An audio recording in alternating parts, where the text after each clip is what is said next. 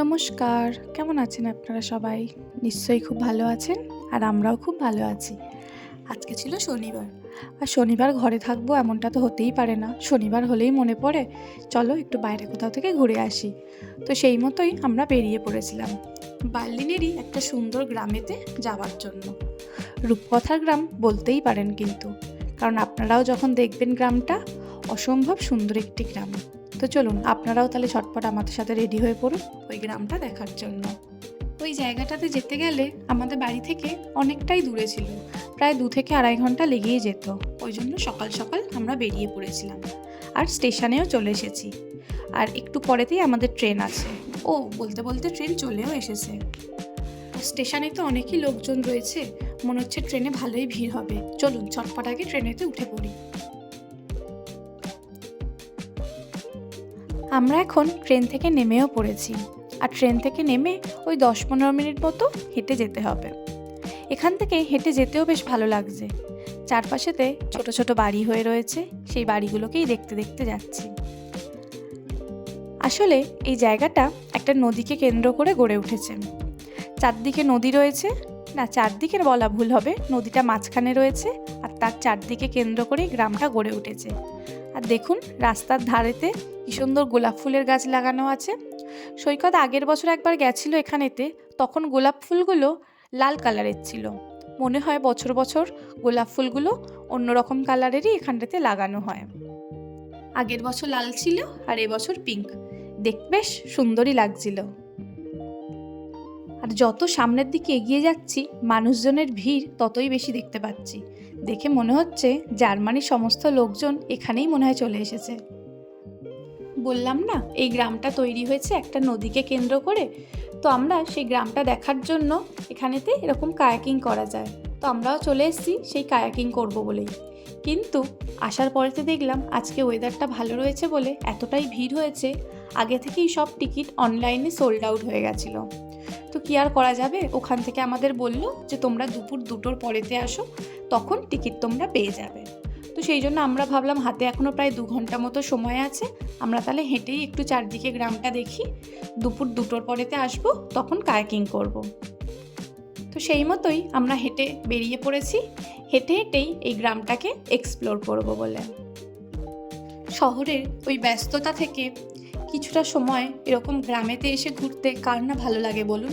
ঠিক তেমনই আমাদেরও অসম্ভব ভালো লাগছিল এখানে আসার পরেতে। কিছুটা সময় আমরা এরকম শান্তিপূর্ণ পরিবেশের মধ্যেই সময় কাটাচ্ছিলাম। জঙ্গলের মধ্যে দিয়ে হেঁটে যাচ্ছিলাম।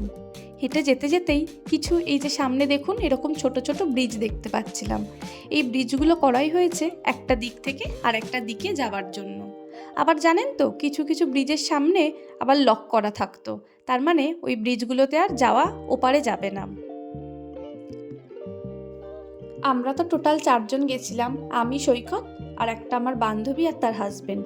তো আমরা কিছুটা যাওয়ার পরেতে আমাদের খিদে পেয়ে গেছিলো। তো কায়াকিংয়ের এখনও কিছুটা সময় বাকি আছে বলে আমরা একটা জায়গায় বসে খেয়েও নিয়েছিলাম। আমি একটু স্যান্ডউইচ বানিয়ে নিয়ে গেছিলাম আর আমার বন্ধুটা লিট্টি চোখা বানিয়েছিল। তো অনেক দিন পরেতে লিট্টি চোখা খেয়ে বেশ ভালো লাগছিল। এটা দেখুন, এটা একটা রিসর্টের সামনে চলে এসেছি। রিসর্টের বাড়িটা কি সুন্দর করে সাজানো আছে দেখুন। আর ওই ছোট্ট বাড়ির মতো যেটা দেখতে পাচ্ছেন ওটা লেটার বক্স ছিল। তো 4 জনে মিলে প্রচণ্ড মজা করতে করতে আড্ডা দিতে দিতে বেশ অনেকটা আমরা এক্সপ্লোর করে নিয়েছি। এবার আমাদের কায়াকিংয়ের টাইম হয়ে যাচ্ছে। আর ঘুরতে ঘুরতে আমরা এই যে মেন গ্রামের কাছে চলে এসেছি। কি সুন্দর লাগছে দেখুন, এত লোকজন চারিদিকেতে রয়েছে। আসলে জার্মানির বিভিন্ন প্রান্ত থেকে এই গ্রামটাতে মানুষজন আসে এই জায়গাটা ঘোরার জন্য, বিশেষ করে আরও সামারেতে। আর আজকের ওয়েদারটাও তো খুব ভালো, ওই জন্য প্রচুর মানুষের ভিড় চারিদিকে। আর এই কায়াকগুলো আপনি সিঙ্গেলও নিতে পারবেন, আবার গ্রুপেও নিতে পারবেন। একটু আগে যে ভিডিওটা দেখলেন ওখানে কায়াকগুলো দেখবেন সবকটা গ্রুপে ছিল। তার সঙ্গে গ্রুপে নিলে কি হয়, একজন করে গাইডও থাকে, সে চারিদিকের বিভিন্ন জিনিসগুলো দেখাতে দেখাতে এবং বোঝাতে বোঝাতে যায়। আবার কিছু কিছু সময় থাকে যারা সিঙ্গেল কায়াকিং বেশি পছন্দ করে। চলুন তাড়াতাড়ি করে এগিয়ে যাই, দুপুর 2টো তো বেজেই গেছে, আমাদের কায়াকিংয়ের সময়ও হয়ে এসেছে। তাড়াতাড়ি করে এবারেতে যাই। এই যে চলে এসেছি, এখন আমরা কায়াক নিয়ে নেব আর কায়াকিং করব। একটা নতুন ধরনের অভিজ্ঞতা হবে। লাইফে ফার্স্ট টাইম আমি কায়াকিং করছি, তো অভিজ্ঞতাটা কেমন হয় আপনাদের সাথেও শেয়ার করব। প্রথম 10-15 মিনিট কিছুতেই বুঝে উঠতে পারছিলাম না কায়াকটাকে কিভাবে আমরা সামলাবো। তারপরে আস্তে আস্তে 10-15 মিনিট পরেতে বুঝতে পারলাম যে আচ্ছা কীভাবে সামলাতে হয়। তো এখন কিছুটা অভ্যস্ত হয়ে গেছি। তো চলুন এবার এই কায়াকে করে নদীর মাঝখান থেকে আমরা গ্রামের দিকে এগিয়ে যাই, আর নদী থেকে গ্রামটাকে দেখতে কীরকম লাগে সেটাও চারপাশটা একটু ঘুরে ঘুরে দেখি। তো আমার এই কায়াকিংয়ের এক্সপিরিয়েন্স একদমই প্রথম। তো প্রথম এক্সপিরিয়েন্সটাই খুব সুন্দর ছিল, ভালো লেগেছে। কষ্ট হয়েছিল যদিও, হাতগুলো তো প্রচণ্ড ব্যথা হয়ে গেছিলো। তো তাও বলবো যে ভালো লেগেছে, মজা লেগেছিল। আমরা ওই 2 ঘন্টা মতো বুক করেছিলাম, কিন্তু আমাদের প্রায় 2.5 ঘন্টা হয়ে গেছিলো। তো এখানে ঘন্টা হিসেবে চার্জেস নেয়, 1 ঘন্টা 2 ঘন্টা 3 ঘন্টা। তো আমাদের যেহেতু 2.5 ঘন্টা হয়েছিল, আমরা ভেবেছিলাম একেবারে 3 ঘন্টা করে নিই, তাহলে আমরা 3 ঘন্টার চার্জেসটাই দেবো। কিন্তু 3 ঘন্টা আমাদের কমপ্লিট হয়নি, 2.5 ঘন্টার মধ্যেই হয়ে গেছিলো। তো তারপর যখন পেমেন্ট করতে গেলাম, ওরা বলল যে 2 ঘন্টার যে পেমেন্ট হয় সেটাই তোমরা আমাকে দাও। তো আমরা ভাবলাম যে হয়তো একটু বেশি নেবে, কিন্তু না, ওরা 2 ঘন্টার পেমেন্টই নিয়েছিল। যাই হোক, এই ফাঁকা জায়গাগুলোতে আমরা একটু ভিডিও বেশি করে নিচ্ছিলাম, কারণ মেন গ্রামেতে গেলে ওখানে প্রচণ্ড পরিমাণে ভিড় থাকে আর কায়াকদের জ্যামও লেগে যায়। তো ওই জন্য ওখানে ভালো করে কায়াকটা চালাতে হবে, সামলাতে হবে, নয়তো অন্য কায়াকের সাথে ধাক্কা লেগে যাবে। তো যাই হোক, এখানেই আমরা ভালো করে ওই জন্য বেশি করে ভিডিওগুলো করে নিচ্ছিলাম। আর বলতে বলতে দেখুন, এই সামনেই দেখুন সমস্ত কায়াকদের এখানে জ্যাম লেগে গেছে। আস্তে আস্তে দাঁড়ান, জ্যামটা কাটিয়ে নিই। আর এখানে দেখুন, যখন মাঝখান থেকে যাচ্ছি, ধারেতে কি সুন্দর সুন্দর বেরি গাছ রয়েছে।